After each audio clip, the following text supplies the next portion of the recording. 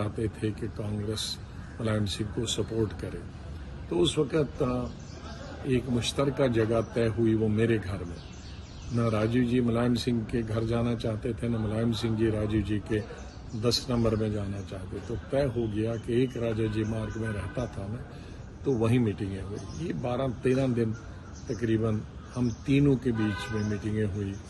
विधानसभा और पार्लियामेंट जब कभी भी होगा, उसके लिए अलायंस कैसे होगा। इन 14 दिनों में हमने एक एक विधानसभा सीट पर और एक एक पार्लियामेंट सीट पर आने वाले इलेक्शन में जब कभी भी होंगे, उस पर कौन लड़ेगा और कैसे लड़ेगा, वो लंबा अलायंस हुआ था। दुर्भाग्य से वो अलायंस 1 साल से ज़्यादा नहीं चल पाया, लेकिन उन 12-13 दिनों में हम तीन ही बैठते थे कि तकरीबन 5-5, 6-6 घंटे। तो कई निजी बातें भी होती थी, कई गपशप भी होती थी, सीरियस डिस्कशन भी होते थे, सीट डिस्ट्रीब्यूशन भी होते थे। और तब से तो जब तक वो स्वस्थ रहे और राजनीति में रहे, हमारा आना जाना मिलना मिलाना रहा। तो मैं एक बात कह सकता हूँ कि 1-2 दफ़ा उन्होंने मेरे को खाने पे बुलाया, मेरे पे 1-2 दफ़ा खाने पे यहाँ दिल्ली में आए, तो हमेशा वो सादा खाने की बात करते थे। उसी तरामी में वो वेस्टर्न स्टाइल वगैरह पे वो भरोसा नहीं करते थे। तो उनकी सादगी को हम हमेशा याद करेंगे। न सिर्फ पिछड़ी जातियों को, बल्कि जो माइनॉरिटी थी, खासकर जो मुसलमान थे, न सिर्फ उनको हिफाजत दी, उनकी सुरक्षा की, बल्कि उनको एम्पावर भी किया।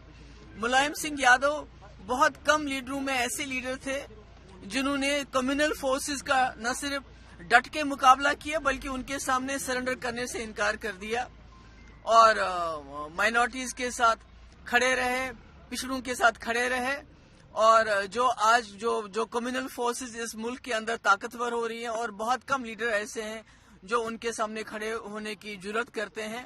तो मुझे लगता है मुलायम सिंह यादव साहब की जिंदगी से हमें सबक सीखना चाहिए, और जिस तरह उन्होंने हिंदू मुस्लिम भाईचारा कायम रखा और उसके लिए उन्होंने पूरी जिंदगी सर्फ कर दी, हमें उनसे सबक सीख के हमें भी जो कम्युनल फोर्सेस हैं उनके सामने डट के खड़ा होना चाहिए। एक कदावर लीडर जिसकी जबरदस्त आज भारत को जरूरत थी। ये लीडर जो लोगों से जुड़ा हुआ था, जमीन से जुड़ा हुआ था, मेरे साथ पार्लियामेंट में बैठता था और हर वक्त पार्लियामेंट की डिबेट में कहीं ना कहीं कोई अच्छी बात जरूर कहता रहता जो हुकूमत सुन सकती थी। सारी जिंदगी इन्होंने लोगों की खुशी के लिए, गरीब को उठाने के लिए, उसकी बीमारी, उसकी बदहाली, उसकी बेकारी को दूर करने के लिए जिंदगी दी इन्होंने। हर वक्त उसी के लिए सोचा। जब डिफेंस मिनिस्टर थे तो ये सोचा कि वतन कैसे मजबूत हो सकता है, कैसे एयरफोर्स, नेवी, आर्मी, इनको कैसे मजबूत किया जा सकता है कि भारत किसी हर खतरे का मुकाबला कर सके। ये इनकी थी। और मुझे वो दिन भी याद है कि जब देवेगौड़ा जी को रिजाइन करना पड़ा और हमें एक नया वजीर आजम ढूंढना पड़ा, तो उस वक्त पहले तो बंगाल के जो चीफ मिनिस्टर थे ज्योति बासु जी, उसका नाम पेश किया गया, उस वक्त जो लीडर थे, मगर कम्युनिस्ट पार्टी ने वो कबूल नहीं किया। उन्होंने कहा नहीं, आप वजीर आजम मत बनिए।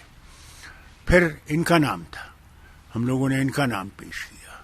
उस वक्त मुसीबत ये हो गई कि फिर यादव में कुछ अनबन हो गई और गुजराल साहब को बनना पड़ा। मगर उसके बाद भी वो खड़े रहे गुजराल साहब को मजबूत करने के लिए, इस वतन को मजबूत करने के लिए और यकजहती को मजबूत करने के। सबसे बड़ी चीज़ तो ये थी, हिंदू, मुस्लिम, सिख, ईसाई, बौद्ध, जितने भी भारत के लोग थे, सबको एक माला में परोस कर चलाने की बात करते थे।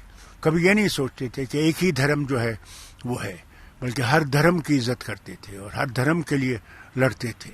ये इनकी खासियत थी, बहुत बड़ी खासियत थी इनमें, कि हर वक्त यही सोचते थे कि कैसे ये जो नफरतें पैदा हो रही हैं, इन दूरियों को कैसे कम किया जाए, कैसे जोड़ा जाए। वो हर वक्त कहते थे वो परमात्मा तो सबका है, वो किस रंग और किस रूप में आप देखें वो आपकी मर्जी है, मगर जाना उसी के पास है, वही मालिक है। ये एक बहुत बड़ी चीज़ थी इनमें। मैं समझता हूँ कि आज भारत का कोई भी नागरिक नहीं होगा जिनके दिल में इनके लिए آج وہ افسوس نہیں ہوگا کہ یہ چلے گئے، اس وقت چلے گئے. سر ان کا جو بیٹا جو مطلب اکھلیش، ان کے لیے کوئی سندیش؟